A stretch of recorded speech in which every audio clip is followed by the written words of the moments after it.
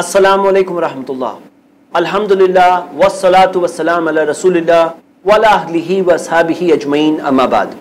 क़ाल तआला फ़ी कलामिहिल मजीद, या अय्युहल्लज़ीना आमनू ला ताकुलू अम्वालकुम बैनकुम बिल बातिल इल्ला अन तकूना तिजारतन अन तरादिम मिनकुम रब्बि इश्रह ली सदरी व यस्सिर ली अमरी वहलुल उक़दतम मिन लिसानी यफ़क़हू क़ौली। नाज़रीन, मैं आपका इस्तक़बाल करता हूँ हमारे प्रोग्राम तिजारत के इस्लामी उसूल में। जो आयत मैंने पढ़ी, इसमें अल्लाह सुब्हानहू तआला ने फरमाया है कि ए ईमान वालों, अपने माल को आपस में बातिल तरीके से मत खाओ, सिवाय ये कि तुम आपसी बाहमी रजामंदी के साथ एक दूसरे के साथ तिजारत करो। लाजिम और ज़रूरी है एक ईमान वाले के लिए कि वो तिजारत के इस्लामी उसूलों को जाने, और वही जानने की हमारी कोशिश इस प्रोग्राम में है ताकि हम सही बात जानकर उस मुताबिक सही और हलाल रोज़ी कमा सकें और वो रोज़ी खुद भी खाएं और दूसरों को भी बताएं। इसी बात के तहत हमने कई सारी बातें अब तक देखी हैं। आइए इस सिलसिले को आज के इस प्रोग्राम में फिर आगे और बढ़ाएं। जज़ाकल्लाह खैर। अगला हलाल ऑप्शन, हमने अब तक पिछले सेशंस में 6 देख चुके थे, ये एक 7वां हलाल अल्टरनेटिव था। अब हम 8वां हलाल अल्टरनेटिव देख रहे हैं, और ये 8वां हलाल अल्टरनेटिव है एक ऐसा सोल्यूशन जिसके ज़रिए बहुत सारे प्रॉब्लम्स का सोल्यूशन हो जाता है। जब कभी कहीं पर गाड़ी अटकती है, किसी भी ट्रांजैक्शन में कोई रूट समझ में नहीं आती है, तो ये 8वीं रूट जो मैं बताने वाला हूँ, ये रूट वहाँ पर बहुत जगहों पे फिट हो जाती है। और ये चीज़ है एजेंसी कमीशन। एजेंसी कमीशन यानी कि एजेंट बनना। एजेंट बनने के मुतालिक जिसे हम कहते हैं वकाला, अरबिक में इस्लामिक शरिया में वकाला, और आपको कई हदीस की किताबों में किताबुल वकाला मिलेगी। तो वकील किसे कहते हैं? वकील एजेंट को कहते हैं इस्लामिक टर्मिनोलॉजी में। वकील यानी एजेंट एक्चुअल में। तो वकील के मुतालिक हम देखते हैं कुरान और हदीस में कई सारे दलाइल है कि एक शख्स जब किसी और को अपनी तरफ से डिप्यूट करता है कि तुम मेरी तरफ से जाओ ये काम करो, तो वो उसका वकील हो गया। अब वकील अनपेड भी हो सकता है और पेड भी हो सकता है। जैसे हम देखते हैं कि बुखारी की हदीस है कि उर्वा रज़ियल्लाहु अन्हु को नबी सल्लल्लाहु अलैहि वसल्लम ने कहा कि ये फलां 2 दिरहम लो और जाओ और एक मेंढी खरीद लो। अब उन्होंने जाकर 2 दिरहम से 2 मेंढियाँ खरीद ली। 2 मेंढी खरीद करके उन्होंने एक मेंढी 2 दिरहम में बेच भी दी। मतलब एक खरीदने कहा था लेकिन 2 खरीदी, 2 खरीद करके एक मेंढी 2 दिरहम में बेच भी दी। वापस लेकर आए एक मेंढी और 2 दिरहम। एक मेंढी और 2 दिरहम लेकर नबी सल्लल्लाहु अलैहि वसल्लम के पास वापस आए। तो अल्लाह के रसूल सल्लल्लाहु अलैहि वसल्लम ने उनके लिए दुआ की कि अल्लाह ताला उनके कारोबार में बरकत दे। वो कहते हैं उसके बाद मैं जो भी काम करता मुझे सब चीज़ में बरकत मिलती थी। तो हम ये देखते हैं कि ये क्या मिसाल है? एजेंट की मिसाल है। उर्वा रज़ियल्लाहु अन्हु को जब नबी सल्लल्लाहु अलैहि वसल्लम ने अपने तरफ से कोई काम करने के लिए भेजा तो वो एजेंट हो गए। अब वो एजेंट जा करके एक की जगह 2 खरीद रहे हैं, फलां चीज़ को बेच रहे हैं, हालांकि खरीदने कहा गया था, बेच रहे हैं। पता क्या चला कि एजेंट अगर कुछ एक्स्ट्रा काम करे, जो भी प्लस या माइनस हो जाए उसके अंदर, उसके लिए जो भेजने वाला है वही जिम्मेदार है। इसी वजह से जो एडिशनल बेनिफिट मिला तो नबी सल्लल्लाहु अलैहि वसल्लम ने उसे लिया। ये नहीं कहा कि ये मेरे लिए हलाल नहीं है, ये तुमने कमा के लाया था। एक्चुअली भेजा गया था 2 दिरहम के साथ, लेके आए 2 दिरहम प्लस 1 मेंढी, यानी बेनिफिट में वो मेंढी थी प्रॉफिट। तो जो कमा के आए थे वो लिया नबी सल्लल्लाहु अलैहि वसल्लम ने। पता चला एजेंट के जो एक्शंस है उसकी वजह से भेजने वाला जिम्मेदार है। बेनिफिट हुआ तो उसका, लॉस हुआ तो उसका, अनलेस, सिवाय तब जब टर्म स्पेसिफाइड हो। टर्म स्पेसिफाइड जैसे कई केसेस में इस तरह से स्पेसिफाई होती है कि ये चीज़ के अंदर मैं तुम्हें भेज रहा हूँ, फला फला जो भी कमीशन होगा, जो भी इतने के ऊपर होगा वो तुम्हारा। अब कमीशन के अंदर अलग अलग तरह से कमीशन हो सकता है। एजेंट का कमीशन ना भी हो सकता है, एक पॉसिबिलिटी। सेकेंड पॉसिबिलिटी, आप लोग बताइए क्या क्या पॉसिबिलिटीज है? एजेंट को क्या दे सकते हैं? एजेंट को क्या दे सकते हैं जी? परसेंटेज दे सकते हैं, ये एक और सेकंड पॉसिबिलिटी जी। और बताइए कितना अच्छा। मैं सोच रहा था कि शायद ये कोई नहीं कहेगा। सैलरी पे हो सकता है। हकीकत में जो स्टाफ होता है ना, जो दुकानदार के पास जो स्टाफ है जो बेच रहा है, खरीद फरोख्त कर रहा है, वो हकीकत में एजेंट होता है, वकील होता है। इस्लामिक टर्मिनोलॉजी में वो उसका एजेंट है। लेकिन ये अलग बात है कि वो पेड एजेंट है, जो वहाँ पे काम कर रहा है, जो मुलाजिम की शक्ल में है, तो एम्प्लॉय की शक्ल में है। लेकिन ये हकीकत में एजेंसी का कंसेप्ट है। मान लीजिए कि कोई एजेंट है जिसे भेज रहे हैं कि मैं तुम्हें 10,000 रुपये पर मंथ सैलरी दूंगा, जो भी तुमने डीलिंग्स की है वो सबके अंदर मेरा बेनिफिट हो या मेरा लॉस हो। तो ये भी एक पॉसिबिलिटी है। थर्ड पॉसिबिलिटी हमने देख ली है। चौथी पॉसिबिलिटी है 50 रुपीज़ में चाहिए ये प्रोडक्ट। अब तुमने जितने में ख़रीदे तुम यहाँ 50 में दे देना, जो भी तुमने कमाया वो तुम्हारा। एक पॉसिबिलिटी। सेकंड मुझे बेचना है 50 में, उससे ऊपर में जितने भी बेचे तुम्हारा, ये भी एक पॉसिबिलिटी है। इन तमाम चीज़ों के लिए अल्लाह के रसूल सल्लल्लाहु अलैहि वसल्लम की एक ही हदीस काफ़ी है, सही बुखारी किताबुल इजारा की हदीस है, जहाँ नबी सल्लल्लाहु अलैहि वसल्लम ने कहा अल मुस्लिमूना इंदा शुरूतिहिम, मुसलमान अपनी शर्तों पर होते हैं, जो शर्त पर अग्री किए वो शर्त के मुताबिक दोनों के दोनों को काम करना चाहिए। तो ये सब चीज़ें हैं। एक बहुत कॉमन शक्ल आप लोगों ने बताई नहीं अब तक, salary with percentage, salary with commission, हाँ परसेंटेज, सेल ठीक है, प्रॉफिट में नहीं, सेल में percentage of the sale, turnover का परसेंटेज, ठीक है। और बताइए, बहुत कॉमन शक्ल आप लोगों ने अभी तक नहीं बताया है। 50-50 टारगेट, प्रॉफिट का 50-50, ठीक है, वो तो बात हो गई है, फर्स्ट ही शायद वही बात आई थी। और बताइए कितनी कॉमन सी शक्ल, जब एजेंट लफ्ज होता है तो एजेंट लफ्ज के यहाँ के इसमें आपके ध्यान में कौन आता है?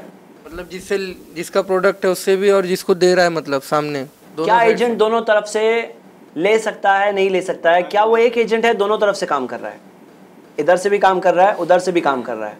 मतलब मिसाल के तौर पर एक दुकानदार को कहता है कि मैं तुम्हारे पास कस्टमर लेके आता हूँ, तुम मुझे सेल का कितना परसेंटेज दोगे? वो कहता है सेल का मैं 1% दूंगा, 2% दूंगा। जो कॉमन शक्ल है वो है परसेंटेज, सेल का परसेंटेज, हाँ ये कॉमन शक्ल है। जो हम देखते हैं कि हाउसिंग इंडस्ट्री में भी जो ब्रोकर्स होते हैं, जो एजेंट्स होते हैं, ये कॉमन बात है कि वो लोग जो घर परचेज कराए, सेल कराए, तो उसके अंदर वो एक परसेंटेज लेते हैं, 1%, 2% लमसम। हाँ, तो एक तरफ उसने दुकानदार को कहा मैं कस्टमर लेके आ रहा हूँ, मैं तुमसे इतना परसेंटेज लूँगा। दूसरी तरफ वो कस्टमर को कहता है मैं तुम्हारी शॉपिंग सही जगह से करा दूंगा, मैं तुम्हें सही सप्लायर्स के पास लेके जाऊँगा, लेकिन मैं तुमसे लेने वाला हूँ 1%, 2%, जो भी लमसम, जो भी चीज़। तो वो दोनों तरफ से ले सकता है, हाँ ले सकता है, लेकिन चीटिंग नहीं करेगा, वो धोखाधड़ी नहीं करेगा, क्योंकि मुसलमान जो होते हैं वो धोखाधड़ी का काम नहीं करते हैं। अल्लाह के रसूल सल्लल्लाहु अलैहि वसल्लम ने कहा, सही बुखारी की हदीस है, मन गश्शना फलैसा मिन्ना, जो हमारे साथ धोखाधड़ी का काम करेगा हम में से नहीं है। और क्या पॉसिबिलिटी है बताइए? मैं आपसे एक सवाल पूछता हूँ कि ओनर ने अगर कहा कि ये चीज़ को 50 में बेच देना, हमारा कॉस्ट प्राइस 40 है, 50 में बेचना, अब ब्रोकर ने जाकर 60 में बेच दिया, जो 10 रुपये एक्स्ट्रा में बेचा, पर कप 10 रुपये एक्स्ट्रा में बेचा, अगर 1000 कप बेचा तो मतलब 10,000 रुपये वहाँ पर मार्जिन है। तो वो 10,000 रुपये किसके है? ओनर के है या एजेंट के है? कौन कहता है ओनर के है, कौन कहता है एजेंट के है? ओनर के हाथ उठाओ, ओनर वाले, ओनर वाले कितने लोग ओनर के लिए हाथ उठा रहे हैं? ओनर के लिए हाथ उठाइए, 1 2 3 4 5 6 7 8। और कौन लोग कह रहे हैं एजेंट के हैं? चलिए, तो जो लोग कहते हैं एजेंट का है मैं उन्हें पहले बात करूंगा, जी दीजिए। इसलिए कि वो तय हो चुका ना इतने में बेचना बोल के, बाकी जो ऊपर का जो मार्जिन है प्रोडक्ट है हाँ, ओनर ने कहा था कि 50 में बेचना है, उसने आगे 60 में बेच दिया। हाँ, तो 60 में बेचा तो 10 रुपये जो एक्स्ट्रा हुआ वो ओनर के है, एजेंट के? आप कहते हैं कि ओनर ने क्योंकि कहा था 50 में बेचना, तो 50 रुपये देगा ओनर को, 10 रुपये उसकी जेब में डालेगा। ओके, और कोई बात? यही बात कहना चाह रहे हैं, और ये बात गलत है।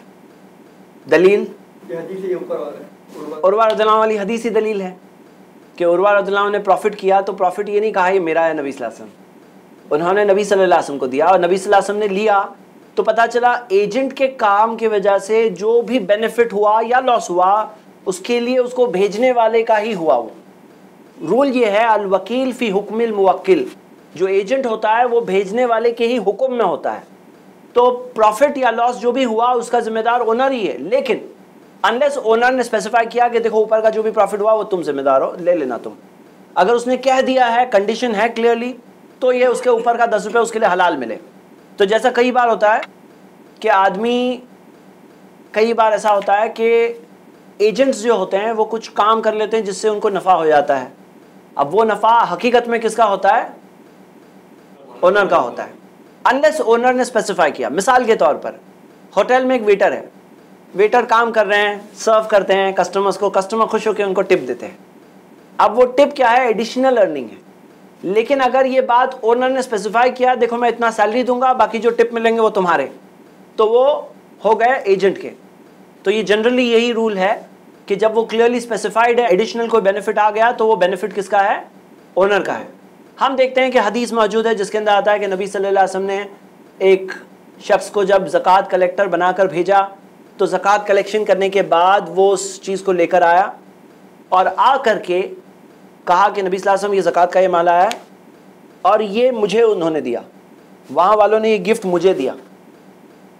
अब अल्लाह के रसूल सल्लल्लाहु अलैहि वसल्लम ने कहा कि जाओ जाकर अपने घर पे बैठकर देखो कि वो गिफ्ट देने आते हैं या नहीं आते हैं। तो वो गिफ्ट दिए तो क्यों दिए? वो इस वजह से दिए कि ये गए थे नबी सल्लल्लाहु अलैहि वसल्लम की तरफ से फिक्स होकर गए थे, तो यानी वो काम के रिलेटेड ही था मामला वो। तो अल्लाह के रसूल सल्लल्लाहु अलैहि वसल्लम ने उनको मना किया और इस चीज़ के ताल्लुक से सख्त वार्निंग भी हमें मिलती है। तो हम देखते हैं जैसे मिसाल के तौर पर कोई एजेंट है, कभी कुछ एक्स्ट्रा कमाने का मौका मिलता है दरमियान में। जैसे मिसाल के तौर पर कोई शख्स होटल में काम कर रहा है और कस्टमर्स है, टूरिस्ट है, अब टूरिस्ट कार्स है बाहर वेटिंग में है, अब टूरिस्ट कार्स चाहती है कि उनको कोई टूरिस्ट मिले, तो ये शख्स उनको बिज़नेस दे रहा है। जो होटल का मैनेजर है, होटल में जो काउंटर पर है, वो उन्हें बिज़नेस दे रहा है कि देखो ये कस्टमर को तुम लेकर जाओ, कितना कमीशन दोगे। तो वो जो कमीशन दे रहे हैं वो कमीशन लेना जायज़ है ना जायज़ है? जायज़ है, कमीशन जो जायज़ है। लेकिन वो चीज़ अनलेस उन्होंने अपने ओनर से कंडीशन नहीं लिए कि जो भी आएगा देखो मैं वो ले रहा हूँ, वो मैं रखने वाला हूँ, तो वो हलाल होगा उनके लिए। नहीं तो वो चीज़ उनके ओनर का है जिसकी तरफ से वो वहाँ बैठे हैं। उसी तरह मिसाल के तौर पर कभी कभार एक आदमी मार्केटिंग में जब जाता है, तो मार्केटिंग में जब जाता है तो कस्टमर के पास जब पहुँच रहा है, कस्टमर कह रहा है देखो इस चीज़ का मैं तुम्हें कमीशन दूंगा, मैं तुम्हें कमीशन दूंगा। किस चीज़ का कमीशन दे रहा है? कभी कभार कस्टमर्स के अपने इंटरेस्ट होते हैं और शुरुआत थोड़े हदिये से, गिफ्ट से होती है, बाद में जाकर कुछ डिमांड करने लगते हैं। शुरू में डिमांड कई बार नहीं होता है, शुरू में सिर्फ गिफ्ट्स आते हैं, बाद में जाकर डिमांड्स आने लगते हैं। तो इस चीज़ का रास्ता कैसे बंद कर दिया गया है? क्योंकि जो भी बेनिफिट वो करेगा वो सब के सब चीज़ ओनर की, अनलेस उसने ओनर से बात कर लिया, और जब बात कर लिया तो ओनर की नज़र में वो चीज़ होगी, और जब ओनर की नज़र में वो चीज़ है तो फिर उसके अंदर क्या होगा मामला? उसके अंदर धोखा और चीटिंग का मामला नहीं होगा, क्योंकि उसके अंदर ट्रांसपेरेंसी आ जाती है। तो हमने ये चीज़ देखे एजेंसी के मुतालिक। इससे रिलेटेड चलिए एक सवाल, मान लीजिए कि कोई शख्स है अब्दुल्ला आबिद, हाँ, और आप हैं तौकीर। अब्दुल्ला भाई को, ये है इंडिया में और ये है फॉरेन में, अब्दुल्ला भाई को तौकीर भाई के पास या तौकीर भाई को अब्दुल्ला भाई के पास पैसे भेजने हैं। आपको फॉरेन में काम कर रहे हैं, मेहनत कर रहे हैं, मेहनत करने के बाद पैसे भेजने हैं अब्दुल्ला भाई के पास, रेमिटेंस, पैसे ट्रांसफ़र करने हैं। अब पैसे ट्रांसफ़र करने के लिए आप तो वहाँ काम कर रहे हैं, तो हमारे सुफियान वहाँ है, सुफियान भाई को ये कहते हैं कि देखो मेरी तरफ से ये पैसे लो, तुम वहाँ पे पहुँचा दो इंडिया में मेरे अब्दुल्ला भाई के पास, उनके पास पहुँचा दो। अब सुफियान भाई कहते हैं कि देखो मैं काम करूँगा तो जाहिर सी बात है मुझे इसमें कुछ कमीशन, कुछ मेहनत मैं करूँगा, पहुँचाऊँगा, हाँ, तो मुझे कुछ ना कुछ कमीशन तो मिलना चाहिए कि नहीं मिलना चाहिए। तो वो अपना एक कमीशन डिमांड करते हैं उसमें, करेक्ट? तो वो कमीशन सही होगा देना या गलत होगा? हाँ, सिर्फ खर्चा। तो जैसे मान लीजिए उनके खर्चा जितना हुआ, उनका जो एक्सपेंस हुआ वही देना चाहिए, उनको कुछ कमाने का हक नहीं है इसमें, सोशल सर्विस उनकी तरफ से होनी चाहिए। हाँ, अगर कंडीशन स्पेसिफाई कर रहे हैं तय कर लेंगे कितना मिलेंगे जी, होना चाहिए, वो फिक्स बता देंगे। जैसे कि समझो 10,000 रुपये अगर रहता है, आज जैसे के लिए होता है अंकड़िया में 10,000 रुपये 100 रुपये लोग फिक्स करते हैं, और 10,000 रुपये वहाँ पे सप्लाई हो जाएगा, आपका पैसा ट्रांसफर हो जाएगा, मगर 100 रुपये मेरा रहेगा। नहीं, उसमें 100 रुपये में जाहिर सी बात है उनका खर्चा क्या है, उनका मार्जिन क्या है, कुछ ना कुछ मार्जिन तो होगा ही, वो सोशल सर्विस तो कर नहीं रहे, है ना। तो यहाँ पे सही बात यह है इस बारे में, आप मनी ट्रांसफ़र की जितनी सर्विसेज है उसके ताल्लुक से उलमा का फतवा मौजूद है कि वो जायज़ है। उसके अंदर जो पैसे वो चार्ज करते हैं, अपने एक्सपेंसेस जो चार्ज करते हैं, जो भी एक्सपेंस हो या रियल हो, जो भी एजेंसी, वो एजेंट की हुक्म में है, दे आर लाइक एजेंट, वो एजेंट की तरह है। और वो जो पैसे पहुँचा रहे हैं, वो पैसे पहुँचाने का जो चार्ज ले रहे हैं, इसके अंदर सूद नहीं आ रहा है। ये जो चार्ज ले रहे हैं, जैसे मिसाल के तौर पर इन्होंने यहाँ से 10,000 भेजे और कमीशन इन्होंने 100 रुपये दिए कि ट्रांसफ़र के चार्जेस में 100 रुपये दे रहा हूँ, और वहाँ पे मिले 10,000, तो यहाँ पे 10,100 है, यहाँ पे 10,000 है। बज़ाहिरन लग रहा है पैसे इक्वल फॉर इक्वल होना चाहिए, बराबर का बराबर होना चाहिए, लेकिन ये जो 100 रुपये ले रहे हैं वो अपने काम और जो सर्विस ऑफ़र कर रहे हैं वो सर्विस का चार्ज है। तो एजेंसी कमीशन हुआ ये, और एजेंसी कमीशन इसके अंदर हलाल है, जायज़ है, इसमें कोई हर्ज नहीं है। तो जैसे हम देखते हैं वेस्टर्न यूनियन, मनीग्राम वगैरह कई सारे जो मनी ट्रांसफ़र सर्विसेज रन करते हैं, ये मनी ट्रांसफ़र में जो कमीशन है वो जायज़ है, लेकिन इसके अंदर बहुत पॉसिबिलिटी है, बहुत एहतियात की बात है कि इसके अंदर सूद का एलिमेंट ना आ जाए। हाँ, इसके अंदर सूद का एलिमेंट ना आ जाए, क्योंकि पैसा को जब कोई हैंडल करता है ना तो थोड़ा सा एहतियात की बात होती है। उसके अंदर ये देखना होगा कि वो उनके प्रिंसिपल्स में कहीं कुछ कंडीशन तो नहीं डाल दी है जिसके अंदर पर्टिकुलर डिले के लिए पर्टिकुलर परसेंटेज ऑफ इंटरेस्ट वगैरह प्लस या माइनस कुछ भी होने वाला है, तो वो चीज़ के वजह से वो प्रॉब्लम हो जाएगा। तो वैसी कंडीशंस नहीं होनी चाहिए। बट अगर सिर्फ पहुंचाने का चार्ज कोई ले रहा है तो वो परमिसिबल है, वो जायज़ है। चलिए, हमने एजेंसी के मुतालिक कुछ बातें देखी। अब अगर यहाँ पर कोई सवाल अगर आपको पूछना है पूछ सकते हैं। एजेंसी के मुतालिक लोगों में एक बहुत बड़ा मिसकंसेप्शन है। लोग ये समझते हैं और लोग डायरेक्टली इस बारे में फतवे दे देते हैं, कहते हैं ये जो एजेंट की कमाई होती है ना, ये हराम कमाई है। हाँ, जो हराम है वो तो हराम कहते नहीं है, या कहते भी हैं, लेकिन जो हराम नहीं है उसको कैसे हराम बोल देते हैं। हाँ, इसमें हराम चीज़ हो सकती है अगर एजेंट धोखाधड़ी का काम करे, एजेंट चीटिंग का काम करे, एजेंट अपनी टर्म्स छुपाए और सडनली बोले मुझे ये भी चाहिए। जैसे कई बार ऐसे एजेंट्स होते हैं जो कोई चीज़ क्लियर नहीं करते, अप फ्रंट बोलते नहीं है, क्योंकि शुरू में बोलेंगे कि मुझे ये चाहिए, तो फिर क्या हो जाएगा, शुरू में जब बात करेंगे कि देखो मैं तुम्हारा काम तो करने तैयार हूँ, लेकिन जो ये फलां अर्निंग आने वाली ये मैं रखने वाला हूँ, मैं फलां चार्ज जाके लेने वाला हूँ, अगर वो अप फ्रंट क्लियर कर दें तो सामने वाला कहेगा देखो ये चार्ज मैं नहीं दूंगा, मैं वो चीज़ देने तैयार हूँ, तो उसके अंदर उनकी अर्निंग अफेक्ट होने का चांस है। मिसाल के तौर पर कोई एस्टेट एजेंट है, वो एस्टेट एजेंट अगर अप फ्रंट शुरू में कहेगा मैं 2% लेने वाला हूँ, तो वो स्टेज पे क्या होगा कि सामने वाला कहेगा, निगोशिएट करेगा, नहीं 2% तो बहुत ज़्यादा है, 2% तो मुझे तुमसे काम नहीं करना है, कुछ रीजनेबल करो, 1% करो, फलां चीज़ करो।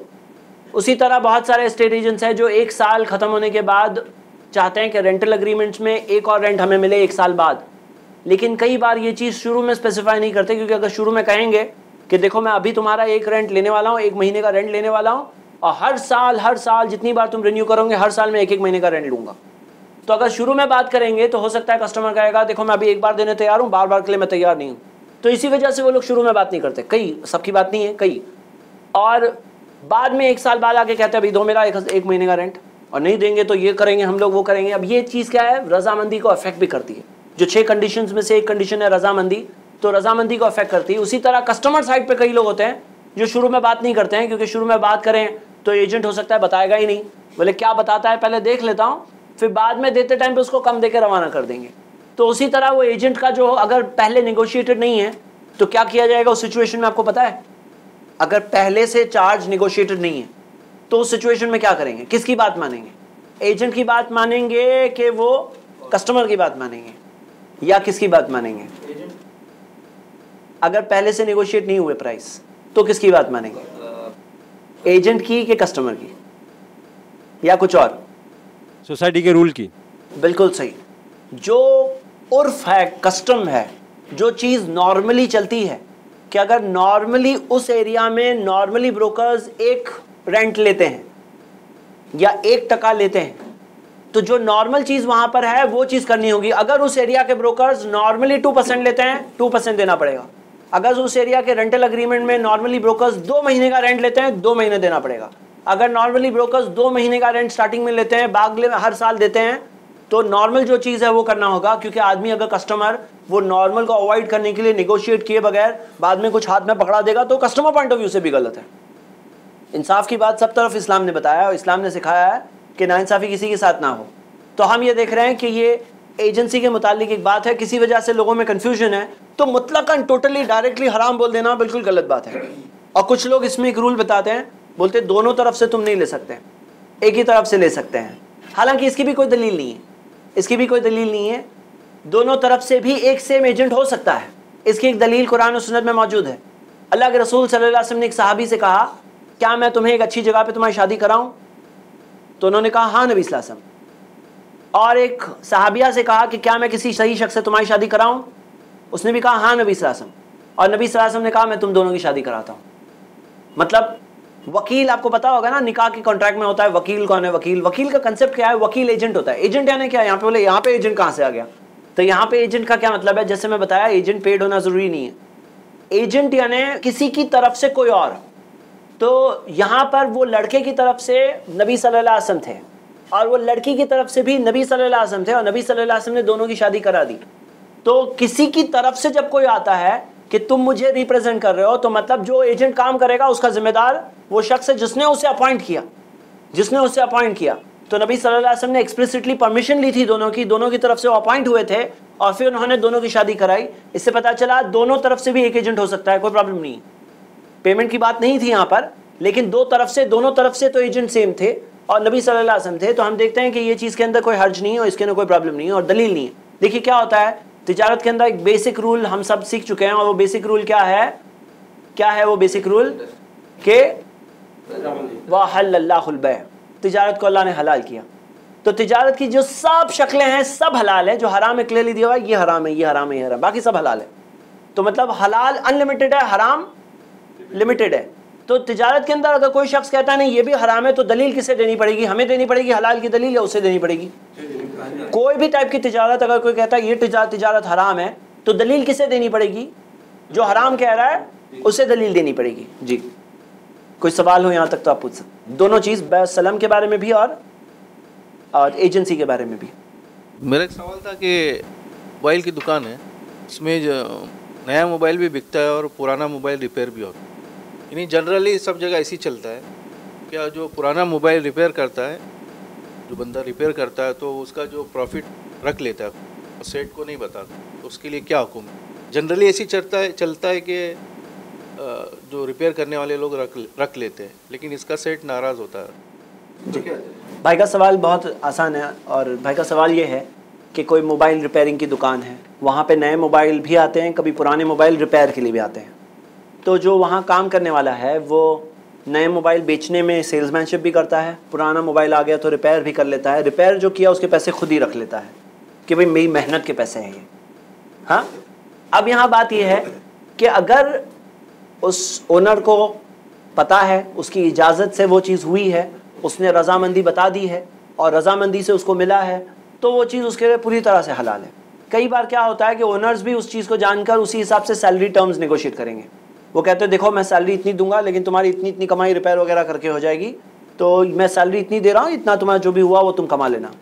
तो ये चीज़ के अंदर रज़ामंदी है तो इसमें कोई प्रॉब्लम नहीं है, ये चीज़ पूरी तरह से जायज़ हो जाती है। जी, लेकिन अगर रज़ामंदी नहीं है तो फिर वो चीज़ नाजायज़ हो जाएगी, क्योंकि रज़ामंदी एक बहुत ही अहम कंडीशन है। हाँ, फ्रीलांस में बाहर, दुकान के अंदर नहीं, बाहर अगर वो जो भी कर रहा है उसके पास पर्सनली कोई भी पर्सन आता है, पर्सनली उसकी कॉन्टैक्ट्स के ज़रिए कोई बिजनेस आता है, बाहर वो जो रिपेयर करे, कहीं और कुछ और काम भी कर ले, तो वो कोई हर्ज की बात नहीं है। लेकिन जब वो उस दुकान के अंदर है तो वो जिसकी तरफ से बैठा है उसकी इजाज़त के बगैर अगर वो कोई चीज़ कर भी लेगा तो उसके लिए वो चीज़ सही नहीं होगी। जनरली जैसे सोसाइटी में चलता है, मतलब लोग बहुत अच्छी बात है, सेट नाराज़ भी नहीं होता, लेकिन एक बंदा जो है वो नाराज़ होता है, तो उसके लिए क्या है? एक बंदा, ओके। भाई का सवाल बहुत अच्छा है, ये बात याद रखिए। भाई का सवाल ये है कि सोसाइटी में नॉर्मली ऐसा ही होता है कि सारे रिपेयर वाले रिपेयर के पैसे खुद रखते हैं और नॉर्मली यही बात है, लेकिन एक पर्टिकुलर ओनर है वो नाराज़ हो रहा है, वो कहता है नहीं मेरे यहाँ पैसे तुम नहीं रखोगे, ठीक है? तो इस सिचुएशन में क्या होगा? वो जो ओनर है, इसके अंदर हम ये देखते हैं कि सोसाइटी के रूल्स की लिमिट है। क्या लिमिट है? मिसाल के तौर पे सोसाइटी में रूल है कि 2% ब्रोकरेज होगी, लेकिन किसी ब्रोकर के साथ कोई कस्टमर ने नेगोशिएट किया मैं तुम्हें 2% नहीं देने वाला हूँ, मैं तुम्हें 1% दे सकता हूँ, बिजनेस करना है मेरे साथ करो, नहीं करना है नहीं करो। अब वो क्या है, वो शख्स अगर अग्री कर लिया तो सोसाइटी का रूल ओवर रूल हो गया और यहाँ पर अभी वो पर्टिकुलर ट्रांजैक्शन में दोनों जो बाहमी रजामंदी से कर रहे हैं वो रजामंदी वाली चीज़ होगी। तो अगर वो ओनर ने स्पेसिफाई किया है कि नहीं मैं राज़ी नहीं हूँ, तो वो एम्प्लॉई के लिए वो चीज़ लेना सही नहीं है और वो चीज़ रजामंदी का जो पहला रूल है वो चीज़ को तोड़ने वाली चीज़ हो रही है। जी, जैसे आपने मोबाइल का किया, कोई पर्सन मोबाइल परचेज करने जाता है और बोलता है मैं कल पैसे दूंगा और वो बोलता है मैं मोबाइल भी कल दूंगा, तो वो जायज़ नहीं है, मतलब दोनों साइड से मतलब वो रखना। ठीक है भाई, नहीं ये कर्जे के बदले में कर्जे का के मुतालिक सवाल। लेकिन अभी ऐसा होता है कि हम कोई समझे मोबाइल शॉप में गए, मोबाइल पसंद आ गया और हम उसको बोल रहे हैं कि 4 दिन बाद मैं परचेज करने वाला हूँ, ये बेचना नहीं, तो ये कैसा है? मतलब वादा करना, भाई का सवाल ये है कि अगर दोनों तरफ से कर्ज है कि जैसे हमने दोनों ने बात की, इन्हें मोबाइल 10,000 में चाहिए और ये मोबाइल की कीमत मैं भी 10,000 बता रहा हूँ। यहाँ पे बात ये है कि इस चीज़ के अंदर ये भी पेमेंट बाद में देंगे, मैं भी मोबाइल बाद में दूंगा, तो ये डील कर लिए तो गलत हो गया। लेकिन अगर मान लीजिए कि इसके अंदर मसला इस तरह से है कि इस सिचुएशन में इस तरह से अगर मसला कि वादा की कि मैं कह रहा हूँ हाँ इंशाल्लाह तुम्हें बेचने वाला हूँ, और ये कह रहा है हाँ इंशाल्लाह मैं आपके पास ही खरीदने वाला हूँ, तो फिर इसके अंदर वादा करना डील नहीं हुआ। वादे का एक गुंजाइश है, वादे के तहत कोई प्रॉब्लम नहीं है, लेकिन डील कर लिए तो गलत हो जाएगा। वादा करने में प्रॉब्लम नहीं है, हम ये पॉइंट कई बार देख चुके हैं जी। बाइंडिंग नहीं है। अगर ये कल नहीं आए या कल मैं कहूँ रहने दो मैंने माइंड चेंज कर लिया, तो ये लीगली मुझे सू नहीं कर सकते। इस्लामिक शरिया में लीगली बाइंडिंग नहीं हुआ, ये मॉरली अखलाकी तौर पे बाइंडिंग भले ही हुआ लेकिन लीगली बाइंडिंग नहीं है जी। ब्रोकर है, उसके पास एक फ्लैट बेचने का है, तो फ्लैट बेचने के वाले के पास जाता है तो उसको कहता है कि मैं तेरा फ्लैट 50 लाख में बिकवा दूंगा, और फिर वो बोलता अच्छी बात है 50 लाख में, और दोस्त बायर को ढूंढता है, उससे बात करता है कि अच्छा तुझे ख़रीदने का है तो मैं तुझे 55 में दिलवा दूंगा। तो ऐसे ही डीलिंग जायज़ है क्या? जज़ाकल्लाह खैर। चाचा ने एक सवाल पूछा है और ये सवाल के अंदर एक बहुत हिकमत है समझने के लिए। देखिए ये चीज़ के अंदर हम एक और रूल जो हमने पहले सीखे हैं वो रूल को हम लाने वाले हैं। वो रूल क्या है? बुखारी की एक हदीस के तहत है जो मैं पहले आपको बता चुका हूँ। सवाल ये है कि मान लीजिए कि एक कस्टमर है जो कहता है कि देखो मेरा फ्लैट है 50 लाख का है, मुझे 50 लाख चाहिए इस फ्लैट के लिए। तो एजेंट कहता है मैं 50 लाख में बिका दूंगा। वो एक कस्टमर को लाता है और कस्टमर को लाकर कहता है कि मैं 55 लाख में तुम्हें एक फ्लैट दिलाऊंगा, ठीक है। अब इस सिचुएशन के अंदर क्या ये ट्रांजैक्शन जायज़ होगा नाजायज़ होगा? इसके अंदर बज़ाहिरन इसके आउटर फॉर्मेट से तो कोई प्रॉब्लम नहीं है, लेकिन इसके अंदर कुछ इंटरनल चीज़ें हैं। पहली एक इंटरनल चीज़ ये है इसके अंदर कि अल्लाह के रसूल सल्लल्लाहु अलैहि वसल्लम के ज़माने में ऐसा होता था कि जब कारवां आ रहा था बाहर से दूसरे शहरों से और कारवां के आने से पहले ही कोई वहाँ पहुँच रहा है और पहुँच करके वहाँ पे परचेज़ कर रहे हैं इससे पहले कि वो मार्केट में पहुँचे, तो अल्लाह के रसूल सल्लल्लाहु अलैहि वसल्लम ने रुकबान जो आने वाले जो कारवां हैं उनके पास से आगे बढ़कर वहाँ से परचेज़ करना हराम किया। फिर एक और हदीस है सही मुस्लिम में जिसमें आता है कि जो अगर कोई करेगा परचेज़ वहाँ पर तो वो सईद जो उसका जो ओनर है वो जब मार्केट में आएगा फहुआ बिखियार, तो उसे इख्तियार मिल जाएगा। इख्तियार मिल जाएगा मतलब वो चाहे तो उस ट्रांजैक्शन को कैंसिल कर दे, मतलब कि वो पहले बेच ज़रूर सकता है लेकिन वो कंफर्म कब होगा ट्रांजैक्शन? वो ट्रांजैक्शन पूरा तब होगा जब उसका कंफर्मेशन आ गया, मार्केट में पहुंचा, उसने मार्केट के भाव देखा, कहा कि ठीक है तुमने मुझे सही डील दिए, तो कंफर्म हो गया। अब यहाँ पे कई बार क्या होता है कि कोई बेचने वाला भोला भाला होता है, उसको मार्केट के रेट नहीं पता है, उसको पोटेंशियल नहीं पता होता है। जैसे वो आने वाले कारवां वाले भोले भाले, उनको मालूम नहीं है कि क्या मार्केट में क्या रेट खुला हुआ है, और ये जो शख्स शहर में से निकल के आ रहा है उसको मार्केट के रेट पता है। तो कारवां वालों को मार्केट का रेट नहीं मालूम है, वो उनकी इग्नोरेंस का फ़ायदा उठाकर उनको चीट करे उस तरह से, इस चीज़ की शरीयत ने इजाज़त नहीं दी और उसको सेफगार्ड किया, आने वाले कारवां के इंटरेस्ट को, उसके हक़ को सेव किया। कैसे सेव किया? कि वो जब आएंगे तब जाकर उनको उसका इख्तियार मिल जाता है कि चाहिए तो कंफर्म करो, चाहिए तो कैंसिल करो। अब जब ये इख्तियार मिल गया तो आने वाला आकर जो आ रहा है शहर से वो सही ही बयानी करेगा, सही बात ही बताएगा ताकि गलत फ़ायदा ना उठाए। अब यहाँ पर अगर कोई बेचने वाले का गलत फ़ायदा उठाने वाले हैं या ख़रीदने वाले का गलत फ़ायदा उठाने वाले हैं तो उसकी इजाज़त शरीयत ने नहीं दी है। तो इसके अंदर जैसे मिसाल के तौर पे जो चीज़ है उससे कोई चीज़ गलत बयानी की जाए कि ये चीज़ के बारे में कोई गलत बात बयान किया जाए, वो बात सही नहीं होगी। और क्या इसमें गलत हो सकता है आप बताइए? ऐसे ट्रांजैक्शन में और क्या गलत हो सकता है? On the face of it transaction तो सही है क्योंकि इसने इजाज़त दी और इजाज़त के अंदर कोई बात नहीं, लेकिन इजाज़त के अंदर क्या एक गलत चीज़ हो सकती है? किसी की इग्नोरेंस का फ़ायदा नहीं उठाया जाए। हाँ, अगर कोई मार्जिन आदमी कमाता है कि भाई ये होता है 50-55 दोनों में ये डील्स होते हैं, ये एरिया में डील होते हैं, यहाँ से यहाँ तक ठीक बात है। अगर एक्सेप्टेड चीज़ है वहाँ पर कोई उसने गलत फ़ायदा नहीं उठाया है तो ठीक बात है, लेकिन उसमें और एक बात है जिसका ख्याल रखना होगा। इसमें एक ख़तरा क्या है? इसमें ख़तरा ये है कि कोई गलत बयानी से काम ना ले वो, क्योंकि कई बार ऐसा जब मार्जिन इन्वॉल्व होते हैं तो कहीं कुछ झूठ, कहीं कोई बात छुपाना, कहीं कोई चीज़ कंसील करना, ऐसी कुछ चीज़ें होने लगती है। तो ये चीज़, ये जो क्लैरिटी ना होना, ये भी एक प्रॉब्लमेटिक फैक्टर बन जाता है, जिसकी वजह से हम देखते हैं कि नबी सल्लल्लाहु अलैहि वसल्लम की हदीस है कि अलबाय्यानी बिलखियार मालम यतफर्रका, बेचने खरीदने वाले के पास इख्तियार होता है जब तक अलग ना हो जाए। फ़इन सदका, सच बोलेंगे, एक दूसरे का भला चाहेंगे, बूरिका लहुमा फ़ी बैहिमा, उस तिजारत में उनके लिए बरकत हो जाएंगी। व इन कतमा व कज़बा, अगर झूठ बोले और धोखाधड़ी से काम ले, मुहिकत बरकतु बहीमा, तो उस तिजारत की बरकत चली जाएगी। कोई धोखे का काम नहीं होना चाहिए, कुछ झूठ का काम नहीं होना चाहिए, वैसा कुछ हो सकता है जायज़ तरीके से तो कोई प्रॉब्लम नहीं है जी। ये आखिरी सवाल हम, अच्छा आप सवाल पूछ रहे हैं जी, बोलिए।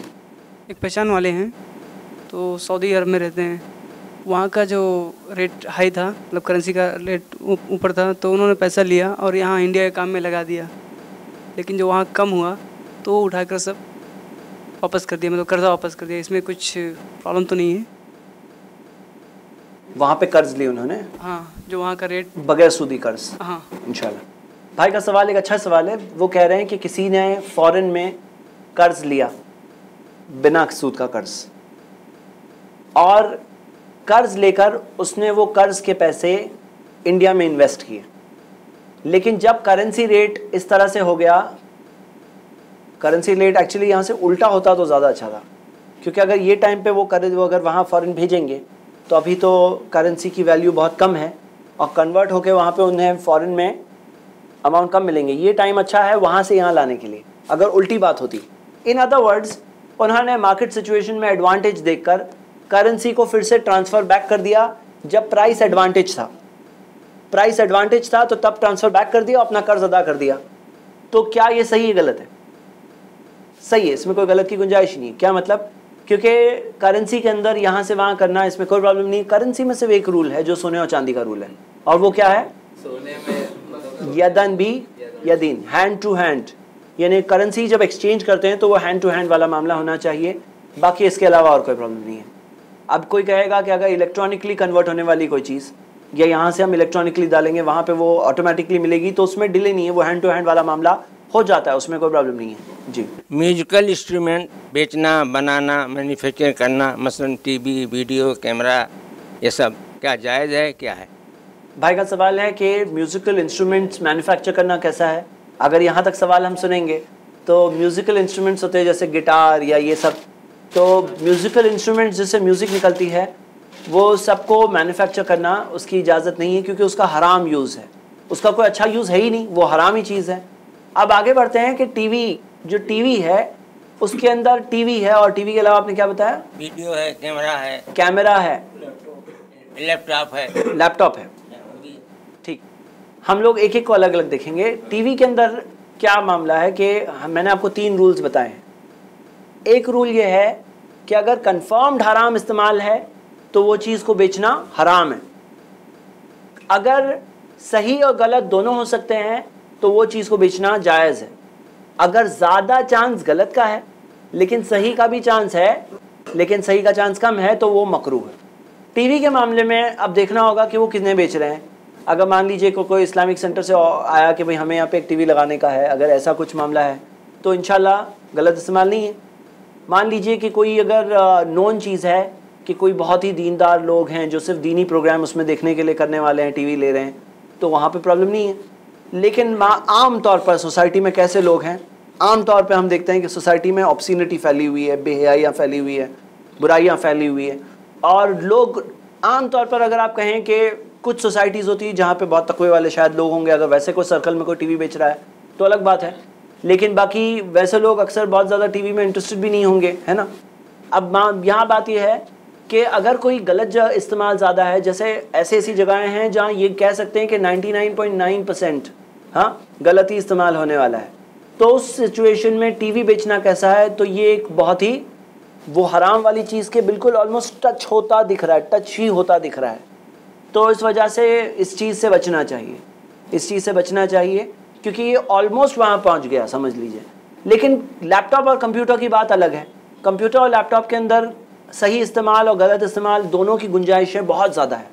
गलत इस्तेमाल की भी गुंजाइश है और सही इस्तेमाल की भी गुंजाइश है, बल्कि इसके अंदर जो कई सारे इस्तेमाल होते हैं, जैसे कोई डॉक्यूमेंट्स के लिए यूज़ कर रहा है, कोई अपने काम के लिए, ऑफिस काम के लिए, कोई और कई और चीज़ों के लिए, तो हम देखते हैं इसके अंदर गालिब शायद मेजॉरिटी भी इस्तेमाल अच्छा भी हो सकता है कई लोगों के लिए।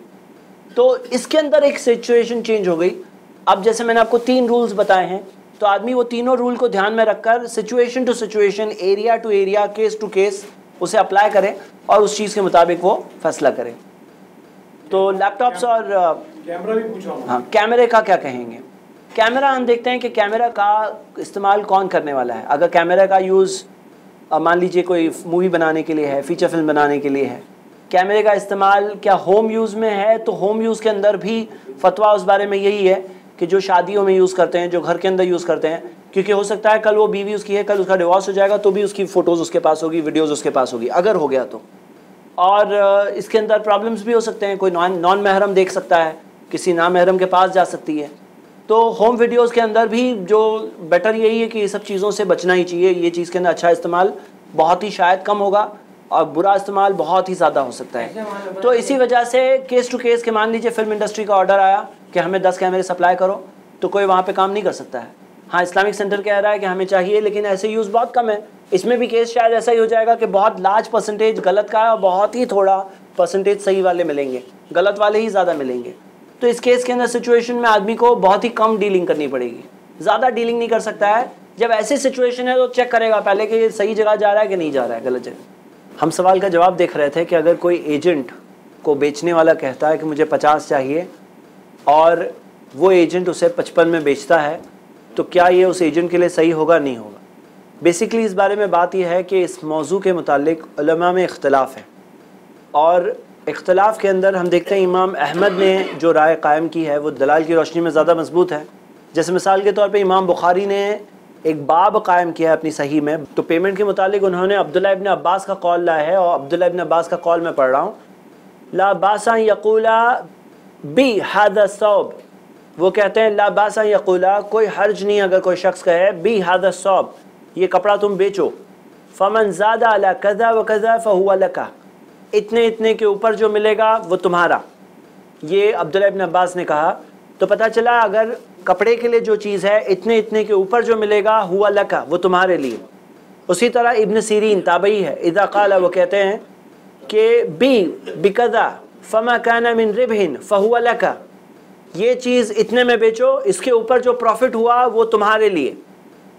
औ बैनी व बैनका, या आधा तुम्हारा आधा मेरा, फला बास भी, वो कहते हैं इसमें कोई हर्ज नहीं है। इब्न सीरीन, तो मतलब इब्न सीरीन, इब्न अब्बास का जो हमने कौल देखा, और उन्होंने इमाम बुखारी ने ये दोनों कौल देने के बाद वो ख़ुद दलील के तौर पर अल्लाह के रसूल सल्लल्लाहु अलैहि वसल्लम की हदीस ला रहे हैं, जो हदीस है अल-मुस्लिमून इंदा शुरूतिहिम, मुसलमान अपने शर्तों पर होते हैं। तो ये हदीस लाकर वो बता रहे हैं कि देखिए ये हदीस से हमें दलील मिल रही है कि इस तरह की तिजारत की जा सकती है, उसमें कोई हर्ज नहीं है।